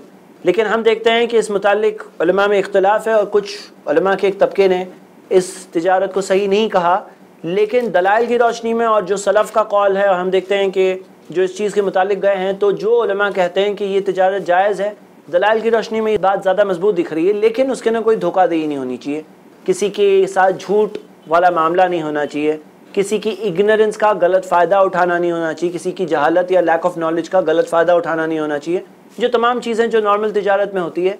बाकी अदरवाइज़ अगर कोई ब्रोकर है जिसके पास इस्तिताअत है कि कोई प्रोडक्ट को और अच्छा मार्केट करके और अच्छी तरह से कोई प्रोडक्ट का अच्छा भाव ला सकता है, तो वो अपनी इस्तिताअत को सही हलाल जायज़ तरीके से भी इस्तेमाल कर सकता है, ऐसी शर्त सेट करके, उसमें कोई हर्ज नहीं है। जो हमारी एक बात चल रही थी ब्रेक से पहले, उसके मुतालिक एक बात मैं आपको बता दूँ। कई बार दुकानों में, बिजनेसेस में, डीलिंग्स में ऐसा होता है कि कोई प्रोडक्ट ख़रीदने वाला कस्टमर आता है और कस्टमर कहता है कि देखो मुझे तुम्हारा ये प्रोडक्ट चाहिए, गोल्ड का कहेंगे तो प्रॉब्लम हो जाएगा। हाँ, क्यों? क्योंकि गोल्ड के अंदर अलग रूल है, सोने में हाँ यदन भी यदिन वाला रूल आ जाएगा, हैंड टू हैंड वाला। तो नहीं, ये गोल्ड नहीं है और ये ऐसे भी नहीं है। तो ये प्रोडक्ट, आपका ये जो प्रोडक्ट है मैं ख़रीदना चाहता हूँ, कस्टमर कह रहा है, लेकिन मैं आऊँगा अगले हफ्ते आऊँगा लेने के लिए। अब दुकानदार कहता है या बिजनेसमैन कहता है, वो कहता है देखो आप अगले हफ्ते आओगे, अगले हफ्ते तक मैं कितने कस्टमर को ना बोल दूंगा, फिर तुम नहीं आए तो वो कहता है ऐसा करो, तुम एक डिपॉजिट रखो, तुम डिपॉजिट रखो कि जो डिपॉजिट तुम आएंगे तो वो तुम्हारे पेमेंट में मैं एडजस्ट करके दूंगा, और तुम नहीं आएंगे तो तुम्हारा वो डिपॉजिट फॉरफिट हो जाएगा। डिपॉजिट रखो। ऐसे डिपॉजिट वाली जो तिजारत है, जिसे हम ले बाइज आज के ज़माने में कहते हैं, या इसे इस तरह का एक हाँ बयाना कहते हैं, तो बयाना दे रहे हैं, और बयाना के अंदर वो कहते हैं कि ये अगर तुम आए तो ठीक है और नहीं आए तो ये चीज़ फॉरफिट हो जाएगी। कई बार रियल एस्टेट में भी ये चीज़ अप्लाई की जाती है, कई तिजारतों में अप्लाई की जाती है। इस मौजू पर भी उलमा में इख्तलाफ है। और सारे के सारे उलमा ने सिवाय इमाम अहमद के सारों ने कहा कि नाजायज़ है। इमाम अहमद का कहना है कि वो जो हदीस जिस हदीस के तहत अक्सर उलमा ने कहा है कि नाजायज़ है, अबू दाऊद की हदीस है जिसमें आता है कि नबी सल्लल्लाहु अलैहि वसल्लम ने बैल इरबून इस तिजारत को कहते हैं जिसके अंदर डिपॉजिट, अगर कोई डील अगर थ्रू नहीं होता है तो डिपॉजिट फोरफीट होगा। तो वो कहते हैं कि ये तिजारत को नबी सल्लल्लाहु अलैहि वसल्लम ने हराम किया। ये हदीस अबू दाऊद की है, लेकिन इमाम अहमद का कहना है कि हदीस सनदन ज़ईफ़ है और एक्चुअल में हदीस ज़ईफ़ है। तो ये हदीस जो मना करती है इस ट्रांजैक्शन को, ये हदीस ज़ईफ़ होने की वजह से वो चीज़ साइड पे हट गई। अब नॉर्मल कायदा क्या है? अब नॉर्मल कायदा ये है कि अल्लाह ताला ने कुरान में कहा वह हल्लल्लाहुल बै, अल्लाह ने तिजारत को हलाल किया। तो जब तिजारत को हलाल किया है तो ये मना करने की क्या दलील है? मज़ीद इमाम अहमद का ये कौल है, जो सऊदी की जो लजना दाइमा जो सीनियर कमेटी ऑफ स्कॉलर्स है, शेख बिन बाज वगैरह के भी फतावे मौजूद है, उनका भी कहना ये है, वो कहते हैं कि इस चीज़ के मुतालिक हमें कुछ अक़वाल भी मिलते हैं। नबी सल्लल्लाहु अलैहि वसल्लम की हदीस नहीं मिलती, लेकिन हमें सलफ़ में कुछ अक़वाल मिलते हैं उमर रज़ियल्लाहु के ताल्लुक़ से, अब्दुल्लाह इब्न उमर के ताल्लुक़ से, कि वो लोगों ने इस तिजारत को सही समझा और ये एडवांस वाली जो तिजारत है इसे सही समझा। तो इसी वजह से हालांकि माइनॉरिटी ओपिनियन है, लेकिन दलाइल की रोशनी में यही बात ज़्यादा मजबूत दिख रही है और ये तिजारत जायज़ है इस तरह की। हम देखते हैं कि आज के मॉडर्न ट्रेड में ये चीज़ कितना ज़्यादा अप्लाई होती है, कितने सारे बिजनेसेस में कितनी डिफ़िकल्टी हो जाती है अगर इसकी गुंजाइश नहीं होती। इसके ताल्लुक़ से ये बताया जा रहा है कि ये जो अमाउंट आ रहा है ये गुड्स का पेमेंट नहीं है, ये एक डिपॉजिट है। एट प्रेजेंट ये एक डिपॉजिट के तौर पर रखी गई है, उस तिजारत को थ्रू होने के लिए एक डिपॉजिट है जिसकी वजह से उस बायर की सिंसियरिटी पता चलती है। ये एडवांस कब बनेगा? जब वो बायर आएगा उस वक्त पर वो पेमेंट एडवांस बनेगा। यानी ये पेमेंट एडवांस नहीं है, क्योंकि अगर एडवांस लेंगे तो इसके अंदर क्या हो जाएगा कि कुछ चीज़ें और गुंजाइशें आ जाती, कुछ क्वेश्चंस उठते हैं। तो ये डिपॉजिट के तौर पर है और ये डिपॉजिट एडजस्ट किया जाएगा या फोरफिट की जाएगा। तहकीक इसके मुतालिक ये मिलती है और सही बात तो ये है कि ये चीज़ के ताल्लुक से जो परमिसिबिलिटी के दलाइल ज़्यादा मजबूत दिख रहे हैं और ये जायज़ है। अल्लाहु आलम, अल्लाह बेहतर जानता है। यहाँ तक कोई सवाल जो हमने आज शुरू से अब तक डिस्कस किए उसके मुतालिक कोई और सवाल हो तो पूछ सकते हैं जी। जैसे अभी टिकट बेचने वाले रहते हैं गाँव की, तो उसमें वो लोग 500 की टिकट के बजाय 1500 में बेचते बिना लोगों को बताए, और जब मालूम पड़ता है तो बोलते हैं कि ये हम हमारी दलाली ले रहे हैं, मतलब लेने की। वो जो डब्बे में मिलता है वो तो 500 मिलता है, मतलब जो घर बैठे कराते वो 1500। इतना लंबा लेना क्या ये जायज़ है?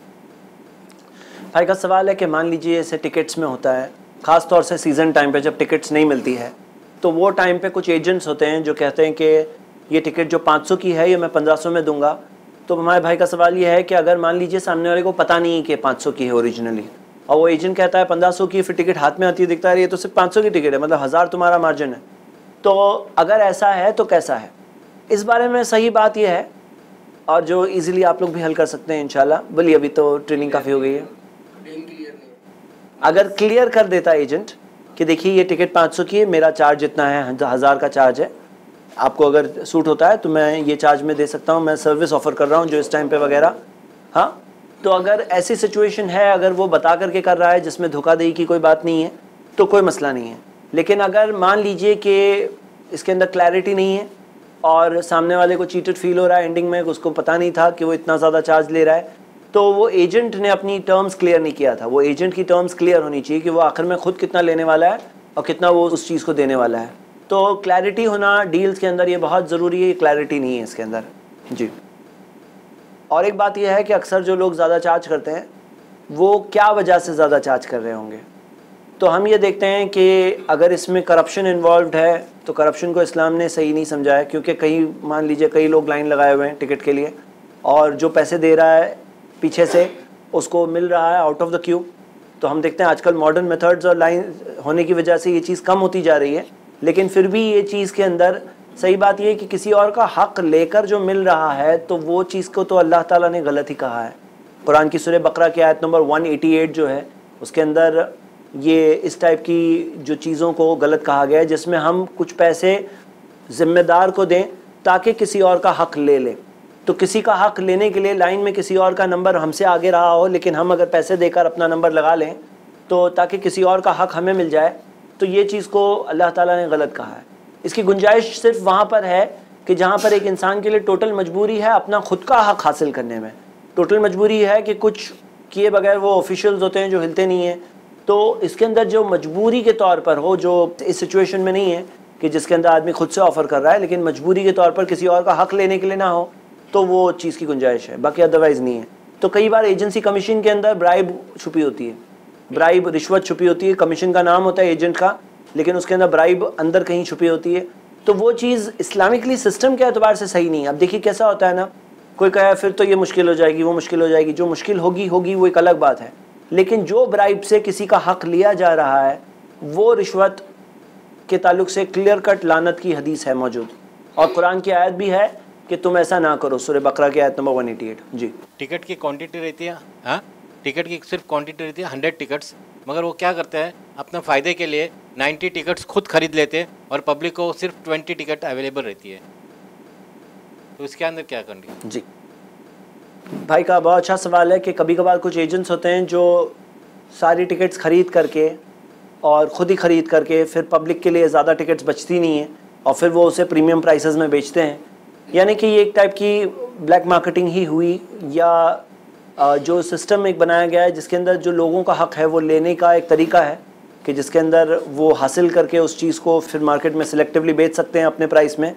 ये एक जो बनाया हुआ सिस्टम है उस सिस्टम को तोड़ने वाली बात है। तो फिर इस सिचुएशन में किसी का हक़ नहीं ले रहा है कोई, वो वहाँ पे यही बात है कि लोगों के हक़ को ऑलरेडी खा चुका है और वो एक मसला होता है। जी, अल्लाह आलम, देखना पड़ेगा, केस टू केस बेसिस पे देखना होता है। ये क्लैरिटी जब तक नहीं है तब तक बोल नहीं सकते।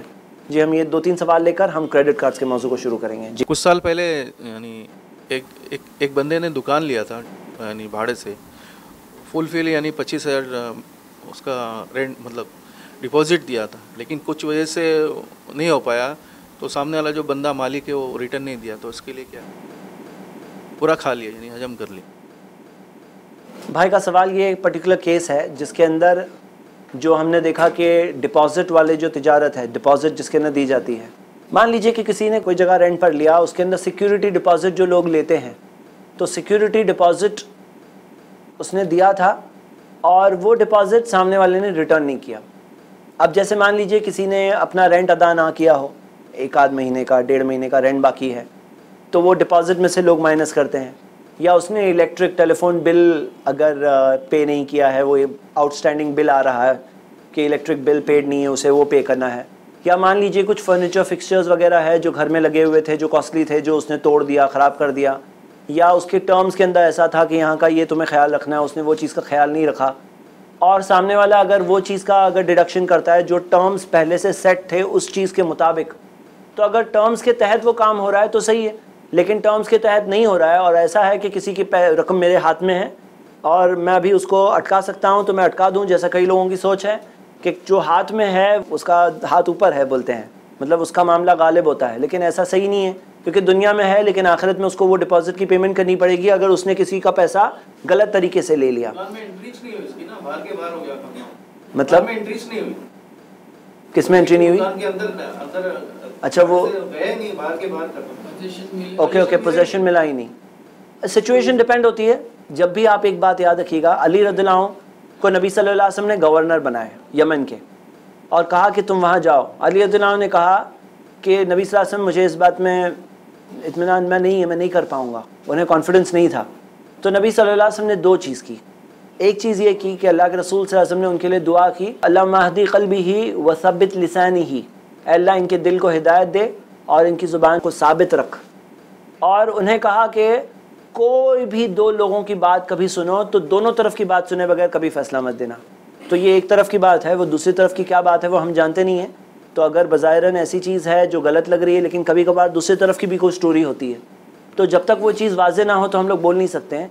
और अपेरेंट फैक्ट से अगर ऐसे ही किसी ने पैसे किसी के ले लिए तो सही नहीं है, लेकिन अगर ऐसा होगा कि वो कुछ टर्म्स ऐसे सेट थे और कुछ टर्म्स के तहत उसका खुद का भी नुकसान हुआ हो, कुछ ऐसी चीज़ हो जिसमें वो उसने कवर किया हो, तो हमें पता नहीं, तो हम दोनों तरफ की बात सुने बगैर नहीं बता सकते हैं इंशाल्लाह। ओके, 2 सवाल यहाँ और फिर हम। जी, आपने जैसे बैस सलम के बारे में बोला था, तो उसमें खजूर का एग्जांपल लिए क्या उसने सामने वाले ने पैसे दिए क्वालिटी क्वांटिटी के हिसाब से 100 किलो के लिए, लेकिन जब फसल आई तो सिर्फ 50 किलो आई है, तो उसके बारे में क्या होगा? टाइम तो चले गया है। भाई का सवाल है कि अगर मान लीजिए बैस सलम में किसी ने पैसे लिए 100 किलो के, लेकिन फसल आने के बाद से 85 किलो बने, तो फिर वो क्या करेगा, उसका वक्त चला गया तो क्या करेगा। बैत सलम में हम देखते हैं कि बैत सलम में एक एडवांस पेमेंट है, आगे जाकर साल 1.5 साल ऐसे पीरियड के बाद डिलीवरी करनी है। मतलब जो मैन्युफैक्चरर है उसके पास एक अच्छा खासा वक्त है कि वो माल तैयार कर सकता है डिलीवरी देने के लिए, ताकि उसे डिफ़ॉल्ट ना करना पड़े। लेकिन फिर भी अगर कोई डिफ़ॉल्ट करता है, चाहे आधा डिफ़ॉल्ट करता है चाहे पूरा डिफ़ॉल्ट करता है, तो उस सिचुएशन में वो पेमेंट जो है उसे वापस मिल जाएगा, जो पेमेंट है उसे वापस मिल जाएगा। और हकीकत में ये टर्म्स सेट हो सकते हैं कि ये टर्म्स के तहत वो अपने आप को सेफगार्ड करने की कोशिश करें, लेकिन अगर टर्म सेट नहीं है तो फिर उस चीज़ के अंदर उतना पेमेंट उसका माइनस हो सकता है जो एक्चुअली चीज़ सही नहीं होगी। जी, जैसे कि 2 शख्स हैं, वो मतलब बिजनेस स्टार्ट करना चाहते हैं पार्टनरशिप में। एक जो रहता है उसमें से वो फाइनेंसर रहता है और सेकंड वन जो रहता है वो हार्ड वर्कर रहता है। तो दोनों का मतलब प्रॉफिट रेशो भी हो जाता है 40-60। जो 60 रहेगा वो फाइनेंसर करेगा और 40 जो रहेगा वो हार्ड वर्कर करेगा। प्लानिंग प्रोसेस में चला गया और प्लानिंग कंप्लीट होने से कुछ पहले मार्केट में आने से पहले ही जो फाइनेंसर रहता है वो हार्ड वर्कर को बोलता है कि भाई हम पार्टनर में मुझे नहीं रहना है, मगर आपकी जो मेहनत लगी है उसका पैसा ले लो। रजामंदी स्टार्टिंग में हो गई थी पार्टनरशिप, मगर जो हार्ड वर्कर है वो मतलब खुश नहीं हुआ और उसको पैसा दे के मतलब वो उसकी मेहनत दे के और वो अलग से मतलब एक पूरा मतलब वो मालिक बन गया मतलब एक तरह से। तो वो हिसाब के बारे में भाई का सवाल यह है कि 2 पर्सन्स मिलकर काम करने आगे बढ़ते हैं कोई बिजनेस, फिर उसमें से एक विड्रॉ करना चाहता है, जो इन्वेस्टर है वो विड्रॉ करना चाहता है और वर्क करने वाले को उसकी वर्क के पैसे देकर अलग करना चाहता है। तो उस सिचुएशन में क्या होगा? देखिए नॉर्मली क्या होता है कि जब कॉन्ट्रैक्ट्स ड्रॉ आउट होनी चाहिए तो उसके अंदर आर्बिट्रेशन वगैरह भी होनी चाहिए कि अगर कहीं प्रॉब्लम हो गया तो प्रॉब्लम में क्या करेंगे, और अगर कोई चीज़ हो तो उसके अंदर प्रॉब्लम में अगर दोनों में डिस्प्यूट आ गया तो डिस्प्यूट में क्या तरीका होगा, कैसे रिजॉल्व होगा। तो कोई थर्ड पर्सन को उसके सामने ले आकर इंसाफ से बात हो। लेकिन सही बात तो यह है कि ये रजामंदी से होना चाहिए। जो पार्टनरशिप रजामंदी से स्टार्ट हुई वो रजामंदी से ही ख़त्म होगी। तो अगर मान लीजिए वो हार्ड वर्क करने वाला, जो मेहनत करने वाला आदमी है, जिसने किया, मुदारिब जिसे कहते हैं, अगर वो कहता है कि मैं इसमें इतना चाहूँगा तो मुझे इतना दोगे तो ये बिज़नेस ख़त्म होगा, नहीं तो नहीं होगा। तो तिजारत के अंदर नॉर्मल रूल है कि ये रजामंदी, गवर्नमेंट लॉज के अंदर भी पार्टनरशिप एट विल कहते हैं, तो उसके अंदर दोनों तरफ से रजामंदी होगी तब वो जाके डिज़ोल्व होगा बिज़नेस, नहीं तो वो डिज़ोल्व नहीं होगा। वो उसके अंदर जो टर्म्स है वो टर्म्स के तहत चलना चाहिए और यही चीज़ सही है। फिर भी अगर दोनों तरफ से डिस्प्यूट आ गया और डिस्प्यूट के अंदर फिर क्या होगा, तो डिस्प्यूट के अंदर तो सिचुएशन अलग हो जाती है। अब यहाँ पर केस टू केस बेसिस पर डिपेंड होता है। अब उसके अंदर हमारे पास एक्चुअली ज़रूरत ये होनी चाहिए, ताकि हम लोगों का मामला ऐसा होता है कई बार कि कुछ भी डिस्प्यूट आ गया, लोग कोर्ट्स में पहुँच जाते हैं। कोर्ट से पहले मुसलमानों के पास अपना खुद का आर्बिट्रेशन प्रोसीजर होना चाहिए, हमारा खुद का, क्योंकि कोर्ट्स के अंदर हम ये देखते हैं कि कई बार जुल्म वाले मामलात होते हैं, कई बार कई सारी गलत चीज़ें होती हैं। अब मान लीजिए जैसे अगर हमारे पास ऐसे इन्फ्लुएंशियल पोजीशन वाले मुस्लिम चेंबर ऑफ कॉमर्स या ऐसे बैतुल माल या ऐसी सिचुएशंस हो जहाँ पर ऐसे केस ले जाए जा सके, या दारुल क़ज़ा, दारुल इफ्ता वगैरह ऐसे हो, तो उनके सामने केस प्रेजेंट हो जहाँ पे एक मुस्लिम काजी जो दोनों तरफ की बात सुन करके वो कहे कि देखो तुम्हारा सही है, तुम्हारा ये हक़ है, तुम्हारा ये हक़ है, तुम ये कर सकते हो, तुम ये कर सकते हो, तुम ये नहीं कर सकते, नहीं कर सकते, तो वो सही होता है।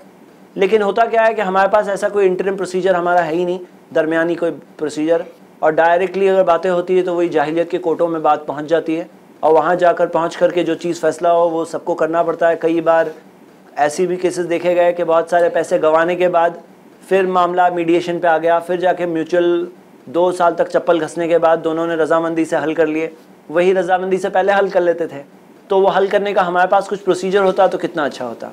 हाँ, अभी कुछ दिन पहले की बात है, कोई पर्टिकुलर केस था कि जिसके अंदर दोनों साइड ने कई लाख गंवा लिए, फिर उसके बाद में बैठने की समझ आई उनके अंदर और बैठ करके फिर हल कर लिए।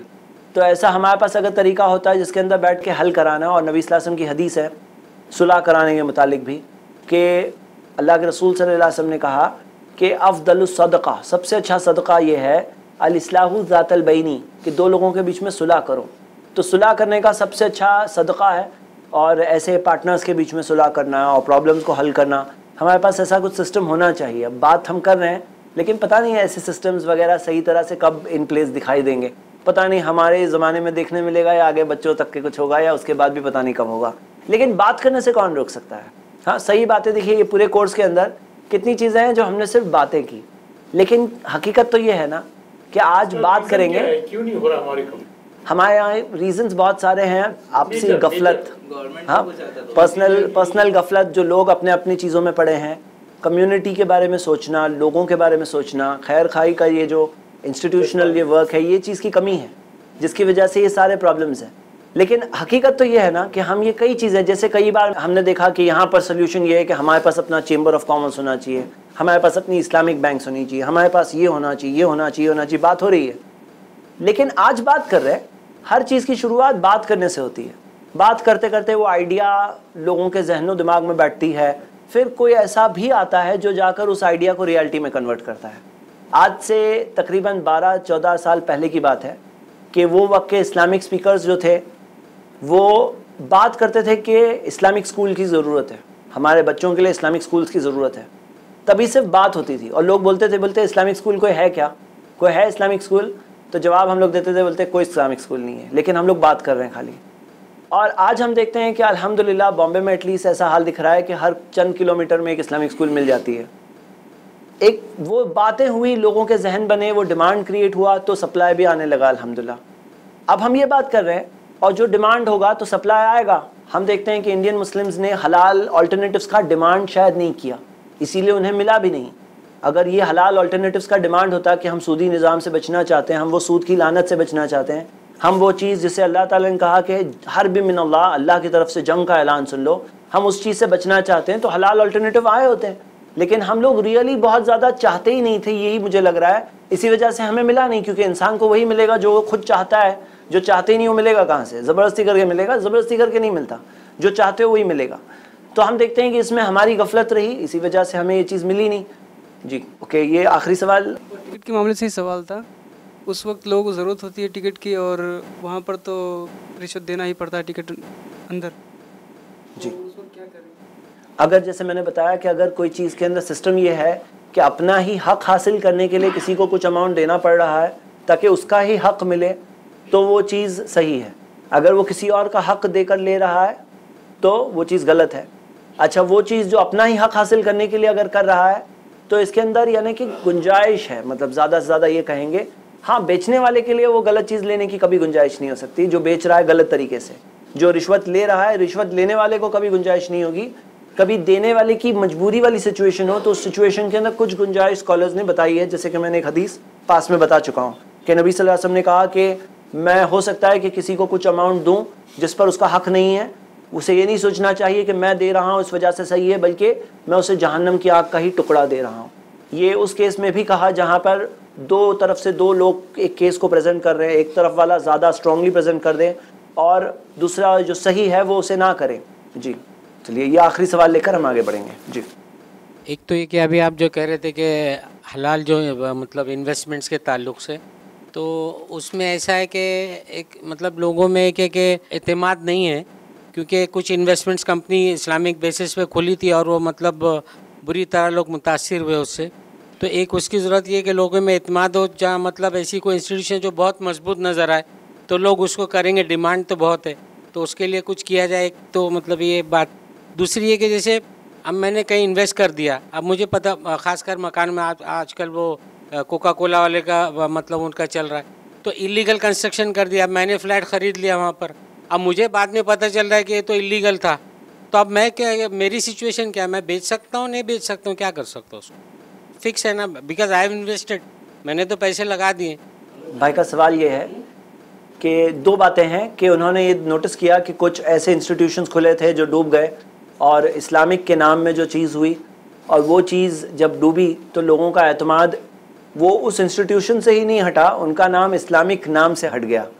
तो यहाँ पर उन्हें एजुकेट करना चाहिए, जिस पर जैसे मिसाल के तौर पर दुनियावी तौर पर भी कितने सारे बिजनेसेस हैं जो खुल के बंद हो जाते हैं, लेकिन उसमें लोगों का एतमाद बिज़नेस से तो नहीं हट जाता है। हाँ, जैसे हम देखते हैं कि कितनी सारी ऐसे इन्वेस्टमेंट कंपनीज़ है जो खुलती बंद हो जाती हैं। हम खुद जानते हैं कि कितने सारे स्कैम्स तो होते रहते हैं, फिर भी लोग ऐसे इन्वेस्टमेंट के नाम से दूर नहीं भागते। बोले इन्वेस्टमेंट तो नहीं करना भाई, अपने पैसे को अपने पास ही रहने दो, कभी इन्वेस्टमेंट नहीं करना, ऐसे नहीं करते हैं। लेकिन फिर ऐसा क्यों है कि जब कोई ऐसे इस्लामिक नाम वाली कोई इंस्टीट्यूशन के साथ कुछ गड़बड़ हुई अगर पास्ट में, तो इस्लामिक नाम से एतमाद उड़ गया उनका। तो बज़ाहिरन शायद ऐसा लग रहा है कि उनके कन्विक्शन की कमी थी और उन्हें चाहिए कि वो इंस्टीट्यूशन, वो ग्रुप, वो प्रोमोटर्स के ऊपर जो सोचें, उनकी भी कोई और हो सकता है स्टोरी रही हो, उनकी कुछ मजबूरियां रही हो, कुछ वो खुद नहीं चाहते हो, हालात के वो शिकार हुए हों, कुछ उन्होंने रॉन्ग डीलिंग्स ना की हो, कुछ ऐसा कुछ हो गया हो, वो भी पॉसिबिलिटी है। लेकिन करना भी है तो वो ग्रुप के हद तक, वो इंस्टीट्यूशन के हद तक कि ये इंस्टीट्यूशन अगर कर रहा है तो हमारे नज़दीक ये थोड़े से इनकी क्रेडिबिलिटी कम हो गई। लेकिन जनरली इस्लामिक नाम से और इस्लामिक कंसेप्ट के ताल्लुक से लोग अगर एतमाद छोड़ें तो ये तो बहुत ही अफसोसनाक चीज़ है, ये बहुत ही सैड बात है। और ऐसा दुनियाई मामलात में क्यों नहीं करते मालूम है? क्योंकि दुनिया बहुत कीमती है और आखिरत वाली चीज़ की कीमत अभी दिखती नहीं है सामने, वो दिखेगी, एक वक्त आएगा। लेकिन बात यहाँ ये है कि सूद एक बहुत बड़ा प्रॉब्लम है और ये एक ऐसी चीज़ नहीं है जो एक्स्ट्रा है। ये सब जो बातें हम कर रहे हैं ये ऐसी बात नहीं है जो एक्स्ट्रा है, ये ऐसी चीज़ है जो हमारी बेसिक ट्रेडिंग नीड्स में इन्वॉल्वमेंट है। हमारा जो सूदी निज़ाम के साथ इंटरेक्शन है वो मिनिमाइज़ करके ख़त्म हो जाए ताकि हमारे पास हमारे अपने इस्लामिक इंस्टीट्यूशंस आ जाए। तो ये एक ऐसी चीज़ है ना जो फ़र्ज़ किफ़ाया के हद तक है। फ़र्ज़ किफ़ाया यानी अगर फ़र्ज़ किफ़ाया ऐसी चीज़ होती है जैसे जनाजा हो गया किसी का, अब कुछ लोगों ने जनाजे की नमाज़ पढ़ ली तो सबकी तरफ से हो गया मामला, लेकिन कोई भी जनाजे की नमाज़ नहीं पढ़ेगा तो सबके सब जिम्मेदार है, पूरी पूरी कौम गुनहगार हो गई। तो यहाँ मामला ऐसा ही है कि यहाँ पे अगर मुस्लिम्स में अगर कुछ लोग मिलकर ऐसे अगर इंस्टीट्यूशंस कायम करते हैं जिससे हमारे बिजनेसेस सूद की लानत से बच सके तो सबके सब बच गए। लेकिन अगर कोई भी कायम नहीं करता है तो एक एक फ़र्द इस उम्मत का जिम्मेदार है उसके ना कायम होने पर। उसका बोझ जो है, ये जो बोझ है सूदी चीज़ का बोझ जिसके अंदर सब लोग इन्वॉल्व हो रहे हैं, इसका बोझ एक एक शख्स के कंधे पर है। और अगर कुछ लोग मिलकर ये इंस्टीट्यूशंस कायम करें और फिर से कामयाब कोशिश होगी तो सबके कंधों से ये बोझ हटेगा। तो यहाँ पे इस चीज़ की रियलाइजेशन लाना और लोगों में एहसास उस चीज़ का हो तो बात सब वहीं पे आती है कि डिमांड होगा तो सप्लाई होगा। लोग एक बहाना, एक्सक्यूज़ ढूंढ रहे थे, उनको बहाना मिल गया। जो दूसरा सवाल था कि मान लीजिए किसी ने कोई ऐसी जगह पर बुक किया, अननोइंगली हुआ, कहीं कोई इलीगल कंस्ट्रक्शन में किसी की बुकिंग है, तो वो चीज़ के मुतालिक क्या है सही बात। तो जैसे मान लीजिए कुर्ता फटा हुआ है, हाँ फटा हुआ कुर्ता है, वो बेचना हलाल है कि हराम है? फटा हुआ कुर्ता, हाँ अगर छुपा के बेचेंगे कि ऐसा फोल्ड करके बेचे इसको दिखे ही नहीं कि अंदर वो है, और घर पे आए मालूम पड़ा फटा हुआ, मैं तो पैसे ले लिया, ख़त्म हो गया डील। हाँ जैसे कुछ लोग लिखते हैं ना अपनी शॉप्स में कि goods once sold will never be taken back. हाँ अगर डिफेक्टिव है तो लेना ही पड़ेगा। क्या आपको पता है डिफेक्टिव का रूल क्या है? अगर गुड्स डिफेक्टिव निकलते हैं ना और बाद में भी पता चलता है कि डिफेक्ट है तो शख्स को लेना पड़ेगा, क्योंकि खियार अल ऐब इसे कहते हैं। खियार अल ऐब यानी वो इख्तियार जो ऐब की वजह से आ जाता है। हमने देखा ना एक खियार था जो मजलिस का इख्तियार था कि जब दोनों साथ में हैं, जब तक अलग नहीं हो जाते तब तक इख्तियार होता है दोनों के पास, बेचने और ख़रीदने वाले के पास। जब तक अलग नहीं होते तब तक इख्तियार होता है, यानी डील कैंसिल कर सकते हैं। अब एक आदमी अलग हो गया, जा करके उसको बाद में पता चला कि इसमें तो डिफेक्ट है, तो वो डिफेक्ट की वजह से उसे फिर से इख्तियार मिल गया कि वो डील को कैंसिल कर सकता है। वो जाके कह सकता है मेरे पैसे वापस दो, या तो वो शख्स उसके बदले में उसको दूसरा प्रोडक्ट दे या तो डील कैंसिल हो जाए। तो ये खियार अल ऐब इसे कहते हैं। यहाँ तक आके उलमा ने बताया कि अगर बिल्डिंग के फाउंडेशन में डिफेक्ट है और डिफेक्टिव चीज़ है और बिल्डर ने बेच दिया और वो चीज़ जाके 10 साल बाद मालूम पड़ता है कि इसमें डिफेक्ट था, तो भी वो बिल्डर उसमें लायबल है, उसे उसकी भरपाई करनी पड़ेगी, वो उसमें बच नहीं सकता। लेकिन अगर कोई शख्स कहता है कि देखो मेरे पास ये फटा हुआ कुर्ता है, मैं इसे बेचना चाहता हूँ, ये ऐसा ऐसा इसमें डिफेक्ट है और तुम्हें ये चीज़ का, इसमें ये चीज़ है इसी वजह से इसका ये भाव है, इसका नॉर्मल अगर सही होता तो ये भाव होता है, लेकिन ये डिफेक्ट है इसमें इसलिए ये भाव है। तो इसमें अगर कोई अमानतदारी से, ओपननेस से काम लेता है और बताता है कि देखो ये चीज़ ही है, तुम देखो, तुम्हें अगर समझ में आता है तो तुम लो, तो ये डिफेक्टिव गुड है। लेकिन डिफेक्टिव गुड भी जायज़ तरीके से आदमी बेच सकता है, उसके अंदर गुंजाइश है। लेकिन अगर ऐसा गुड है जिसके अंदर ऐसी चीज़ है कि जो मिसाल के तौर पे जिसका खुद उसका वजूद ख़त्म हो सकता है, एनी टाइम उसका वजूद ख़त्म हो सकता है, जिसकी खुद की कोई गारंटी ही नहीं है, तो वो चीज़ के अंदर फिर हम देखते हैं कि जो छठी कंडीशन है ना कि क्लैरिटी होनी चाहिए, वो क्लैरिटी में कुछ कहीं डिस्टर्ब भी कर सकता है। नाजरीन, बातें तो बहुत सारी है और ये डिस्कशन जो चल रहा था ये भी बहुत अहम है, लेकिन वक्त हमें अब इजाज़त नहीं देता कि हम इस बात को और आगे जारी करें, तो इस एपिसोड को हमें यहीं पर ख़त्म करना होगा। लेकिन हमारे पास मौका है अगले एपिसोड में फिर एक बार इंशाअल्लाह तिजारत के इस्लामी उसूल के तहत और जो हमें हमारा दीन सिखाता है तिजारत के मुतालिक, ताकि हम उन बातों को जानकर अपनी और दुनिया में खैर और भलाइयाँ ला सकें। तो मैं आपको दावत देता हूँ कि आप इस प्रोग्राम में फिर एक बार शरीक रहें और अपने मुताल्लिकीन पहचाने वालों को भी दावत दें कि इस प्रोग्राम के साथ हम सीख सकें तिजारत के इस्लामी उसूल। जज़ाकल्लाह खैर। अस्सलामु अलैकुम रहमतुल्लाह।